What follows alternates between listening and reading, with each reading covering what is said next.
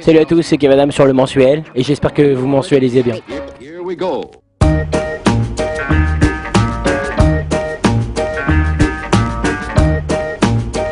C'est comme un tourbillon magique qui arrive comme ça très vite et franchement le seul truc que tu fais c'est que tu essayes de bosser le plus possible pour être à la hauteur des gens, à la hauteur des professionnels et des gens qui sont là et qui t'accueillent et surtout à la hauteur du public. Moi j'essaye de vraiment me bosser à mort pour essayer d'être à la hauteur parce que souvent je me pose comme ça et je dis waouh, tout ça quoi, il faut absolument que ça marche quoi, qu'on y aille maintenant, c'est maintenant ou jamais donc voilà, c'est ce que j'essaye de faire le plus possible.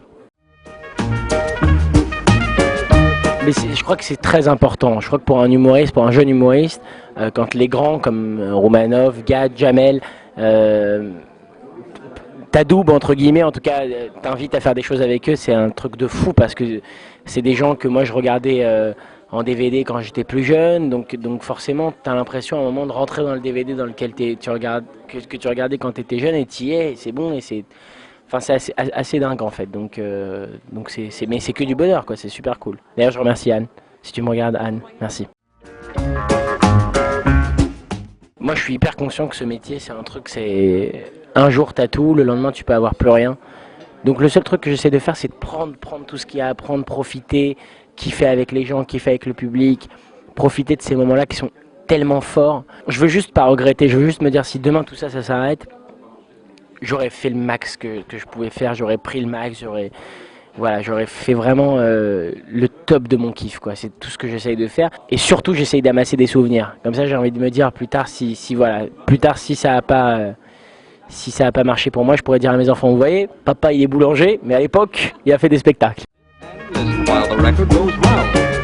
Vers 16-17 ans, ouais, on a commencé à écrire et puis à un moment voilà, je me suis dit il faut y aller quoi. Faut y aller parce que j'avais envie, je crois que j'avais très envie qu'on m'aime, j'avais très envie qu'on me voie et je me suis dit voilà, j'essaye quoi.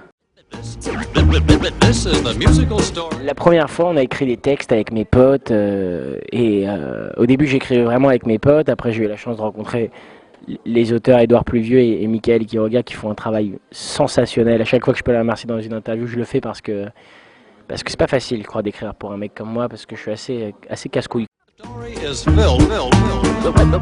J'ai fait du théâtre depuis mes 7 ans, donc la scène c'est un truc important quoi. Ça a toujours eu une importance particulière pour moi. Quand j'allais voir des pièces de théâtre, souvent j'avais ce truc bizarre. Avant que la pièce commence, je regardais la scène comme ça, je me disais waouh, quel bel endroit, comme c'est beau. Et puis voilà, petit à petit, l'oiseau fait son nid.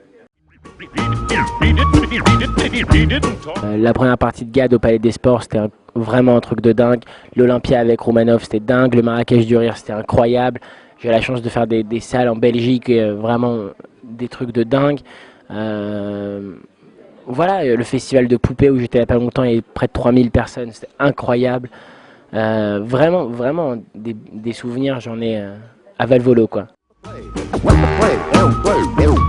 Souvent le compliment que les gens ils me font, c'est pas ah on vous aime beaucoup, c'est vous allez aller loin.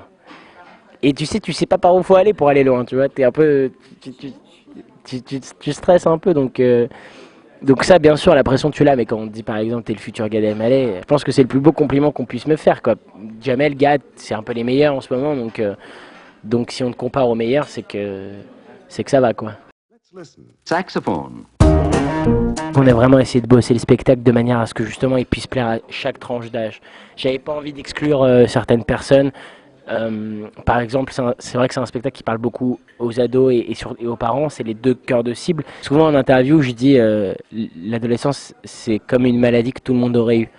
Si entre 12 ans et 22 ans, tout le monde avait la grippe et qu'aujourd'hui je fais un spectacle sur la grippe, bah même les mecs de 30 ans, ils s'en rappellent, tu vois, ils disent ah oui, moi aussi j'ai eu la grippe.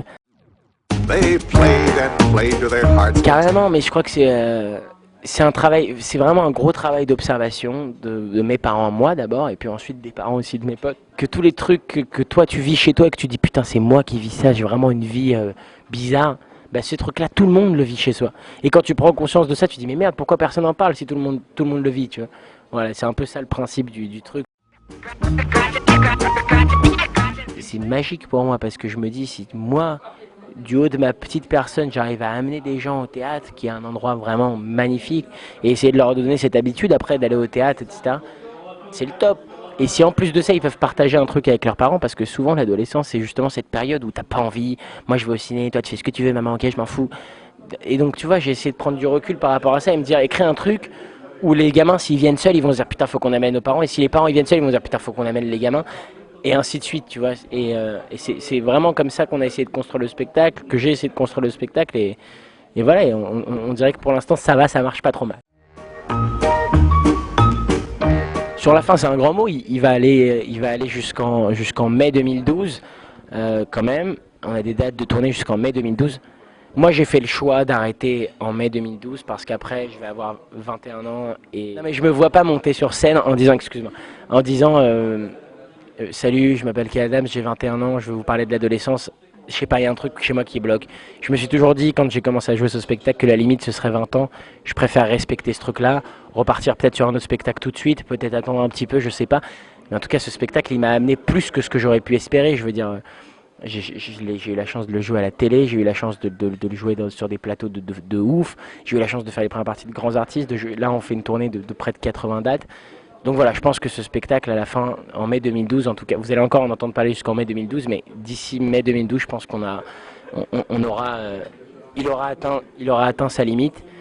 Et à ce moment-là, j'essaierai d'aller parler de nouvelles choses, des problèmes qui vont de 21 ans à 29. Mais je parlerai toujours pas des trentenaires. Thank you, my friend. Vas-y Morgan, tu vas y arriver. Morgan va y arriver.